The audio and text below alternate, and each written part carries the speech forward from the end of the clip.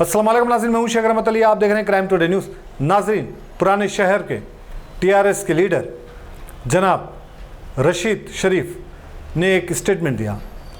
इन्होंने अपनी ही पार्टी के सदर और चीफ मिनिस्टर तेलंगाना के से सवालात किए और ये बहुत बड़ी हिम्मत की बात है। आज एक लीडर उन्हीं की पार्टी के सदर से सवाल करता है, अवाम के लिए, माइनॉरिटीज़ के लिए, मुसलमानों के लिए, तो ये बहुत बड़ी बात है। उन्होंने सवाल किया कि अभी तक सिर्फ वादे करते हुए आए हैं लेकिन अमली तौर पर कुछ काम नहीं हुआ है।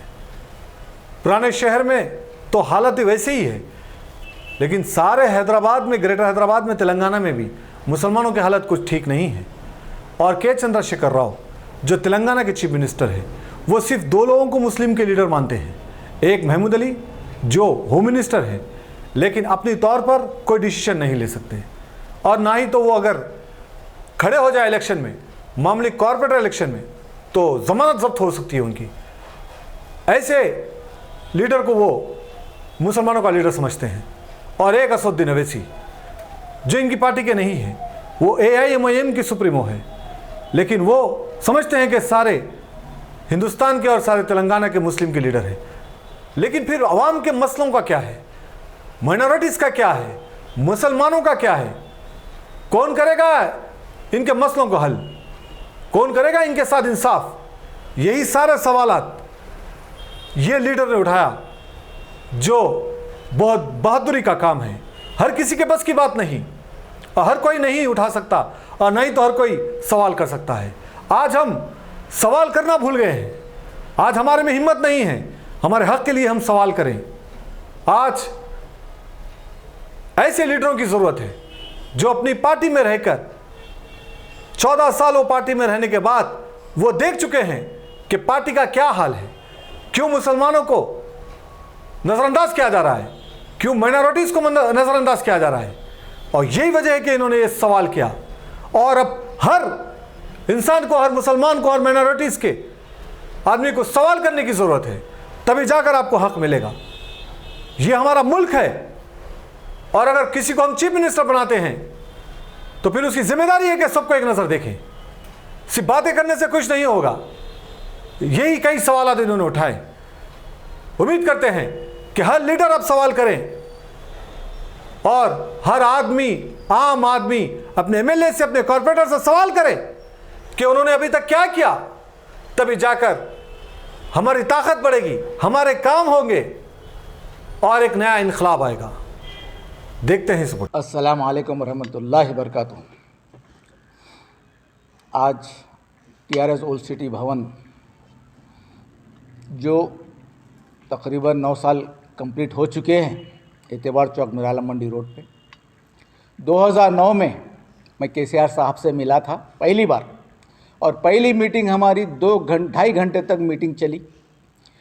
KCR साहब के जो ख्यालात थे, ख़ासकर माइनॉरिटी मुस्लिम्स के लिए, बड़ा मुतासिर हुआ था। मैं बड़ा मुतासिर हो के उनको बताया था, KCR साहब, अगर आप ये जहन रखते हैं, इतनी खुली जहन से आप मेरे से बात कर रहे हैं, जिस तरीके से मुसलमानों को मैं 12% दूंगा, ये हर कोई बोल रहा, 12%, 12%, 12%। इसके साथ है साहब, हज हाउस को मैं फ़लाना वक्फ बोर्ड के हाथ से जुडिशल पावर दूंगा, और रेस कोर्स को हटा के मैं IT हब डालूंगा, चंचल घोड़े को हटा के एजुकेशन हब डालूंगा, और ऐसा मैं राज्यसभा एक मेंबर दूंगा। तकरीबन आप लोगों के साथ जो है, जो आज तक ना कांग्रेस ना TDP करी, इंशाल्लाह उतने MLA सीट दूंगा, तकरीबन 12 से 13 सीट दूंगा मैं, और MLC 4-5 दूंगा मैं। ये सब चीज़ वादे हम सब सुने हुए हैं। आज जो आप मेंबरशिप ड्राइव का जो काम दिए थे ओल्ड सिटी के लिए, रात के 12 से 1 बजे के दरमियान मणिपल्ली हनुमंतराव साहब यहाँ से गुजर हो रहा था, उनके भाई को एयरपोर्ट छोड़ने जा रहे थे, तो वो गाड़ी में से उतर के मेरे पास आए, आके कैबिन में बैठे। KTR साहब से 1 बजे रात फ़ोन करा के KTR साहब बोले कि शरीफ साहब, आपका बहुत बहुत शुक्रिया, कहीं भी है सो मेंबरशिप ड्राइव काउंटर चालू खुला नहीं है, ये टाइम 1 बज रहा है, और ओल्ड सिटी में आप इस तरीके से काम कर रहे हैं, मैं आपको मुबारकबाद पेश करता हूँ। इसी तरीके से रेसिडेंशियल का काम चला, कोई आने को तैयार नहीं। मैं अकेले मिलके पूरा हैदराबाद कवर करके आज जितने भी रेजिडेंशियल स्कूल चल रहे हैं, आज अल्हम्दुलिल्लाह हमारी बड़ी मेहनत है। डोर टू डोर जाके आपके स्कीमों के बारे में बताया, डोर टू डोर जाके है सो आपके स्कीमों के बारे में, यहाँ तक कि इतने मेंबरशिप यहाँ पे मेंबर बनाए हों जिसकी कोई हद नहीं। आज सेकंड पोजीशन है अल्हम्दुलिल्लाह। आज का मकसद हमारा बजट, मुसलमानों का बजट जो नई के बराबर है। आज मैं मुसलमानों से ख़ास तौर पे हमारे जितने भी हमारे शुक्रिया अदा करता हूँ। आज बजट क्या चीज़ है और मुसलमान कहाँ हैं। मैं मुसलमानों को बजट से जोड़ना चाहता हूँ, मुसलमानों को पार्टियों से सियासत से जोड़ना चाहता हूँ। आज बजट से किसी का ताल्लुक़ नहीं। कब बजट आता, कब चले जाता, कब कितना इस्तेमाल होता, कब वापस हो जाता, यहाँ की आवाम को नहीं मालूम। ये बजट मैं बताना चाह रहा हूँ, ये बजट आपके लिए है, मुसलमानों के लिए है, आपके मुस्तकबिल के लिए, आपके बच्चों के लिए, स्कॉलरशिप के लिए है। जितने भी बच्चे यहाँ पे खास करके मुसलमान तबका है पूरे तेलंगाना में, उनके लिए ये बजट है। आपको इसके बारे में सोचना चाहिए, कम है तो बात करना चाहिए, अगर वापस हो रहा तो उसको रोकना चाहिए। आपकी जितनी जरूरत, मैं देखा हुआ हूँ आज 75 साल में मुसलमानों की क्या हालत है और 75 साल पहले मुसलमानों की क्या हालत थी। आज मुसलमान जो हालत में 75 साल पहले था, आज उनके प्रॉपर्टियां कहाँ हैं, उनके जागीरा कहाँ हैं, सर्वे नंबर को जम करके पूरे कब्जे हो चुके। आज के हालात खास करके मैं हमारे सीएम साहब को अदबन गुजारिश करता हूँ, हमारे ऑनरेबल सीएम साहब को, कि आज तक माइनॉरिटी का आप हाथ नहीं पकड़े, आज तक मुसलमानों का हाथ नहीं पकड़े आप। लोग हमसे पूछते क्या कर रहे हैं आप लोग बैठ के, लोग हमसे जो सवाल करते क्या कर आपका सीएम मुसलमानों के लिए, और आप क्यों झंडा लगा के ओल्ड सिटी में तमाशा कर रहे हैं, क्यों इतना बड़ा ऑफिस बना के बैठे हुए हैं, क्या दिला सके आप लोग, क्या कर सके मुसलमानों के आगे, क्या करेंगे आप लोग, फिर इलेक्शन में आ जाते आप लोग। सीएम साहब आप है सो, आज तक मैं भी बोलूंगा ये बात, आज तक आप मैंने मुसलमानों का हाथ नहीं पकड़े, क्योंकि जिस तरीके से एमएलए देना था आप नहीं दिए, राज्यसभा देना था आप नहीं दिए, माइनॉरिटी बजट देना था 12,000 करोड़, अरे आपको 3 लाख करोड़ के करीब बजट है आपका, 12,000 करोड़ दिए तो क्या होने वाला है आपका। एक बड़ा तबका आपके साथ हो जाता, एक बड़ा तबका आपको ऐसा सपोर्ट करता। किधर बीजेपी, कहां की बीजेपी, क्यों डर रहे हैं, आप साथ में लेकर चलो, ऊपर वाला आपके साथ है, आपकी नीयत अच्छी है, आपकी सोच अच्छी है, मगर आप क्यों बढ़ रहे नहीं, क्यों हमारे तरफ नहीं आ रहे हैं, बड़ा ताजुब हो रहा। आप देखिए यहाँ पे हालात मुसलमानों के कितने परेशान हैं, कितने तकलीफ में हैं। अरे ये आपका एक बड़ा तबका आपको ऐसा सपोर्ट करता। किधर बीजेपी, कहां की बीजेपी, क्यों डर रहे हैं, आप साथ में लेकर चलो, ऊपर वाला आपके साथ है, आपकी नीयत अच्छी है, आपकी सोच अच्छी है, मगर आप क्यों बढ़ रहे नहीं, क्यों हमारे तरफ नहीं आ रहे हैं, बड़ा ताजुब हो रहा। आप देखिए यहाँ पे हालात मुसलमानों के कितने परेशान हैं, कितने तकलीफ में हैं। अरे ये आपका काम है, आप दलितों के लिए कुछ कर रहे हैं, आप इनके लिए कर रहे हैं, उनके क्या हो गया, हमारे लिए क्यों नहीं सोच रहे हैं। क्या इसके लिए आप 2009 में मैं आपसे मिला था, आप बताओ, आप याद है आपको, मैं याद दिलाना चाह रहा हूं। आप बोले मेरे को खिड़की दियो, शरीफ साहब आप खिड़की दियो, मैं इतना बड़ा महल बना के दिया आपको। सिर्फ एक ही मेरी सोच थी कि आप ऐसा जो बात मेरे से करे थे, 2.5 घंटे तक हम बैठे थे आपके साथ, पूरी टीम मेरी बैठी थी, खास तौर पे मिलने आए थे हम आपके ख्यालात देख के। आज तक मैं आपके साथ हूं।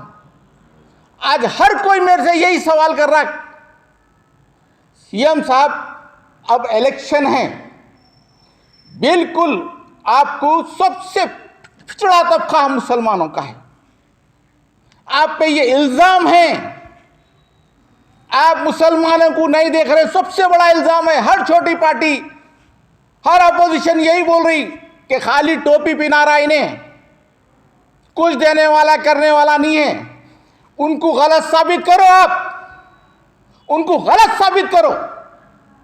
मैं जानता हूं आपका वाकई बहुत अच्छा दिल है, आप दिए, शादी मुबारक में दिए, पेंशन दिए, बच्चों को पढ़ा रहे हैं आप, हमारे इमाम और पेशवाम को तनख्वाह दे रहे हैं आप, इससे कुछ नहीं होता। आप हमारा हक दो। अब ये टीआरएस ओल्ड सिटी भवन अब आपको हर वादा याद दिलाएगा आपका, और आपके साथ बैठने की आप पूरी कोशिश करेंगे। उसके बाद पब्लिक में बात करेंगे कि जो सीएम साहब वादे करे थे पूरे हुए। अगर खुदा ना खास्ता आज भी अगर आप सीरियस नहीं है, आज भी आप अगर सीरियस नहीं है तो नुकसान बराबर उठाएंगे। मैं देखा हूं टीडीपी चंद्रबाबू नायडू सेक्रेटरीट में ब्लॉक्स बनाए, मैं देखा हुआ हूं मिनिस्टर कॉटेज है सो जो आज आपके मिनिस्टर रह रहे हैं वो खुद चंद्रबाबू बनाए, मगर है सो जा नहीं सके उसमें। ये चीज हमारे साथ नहीं होना।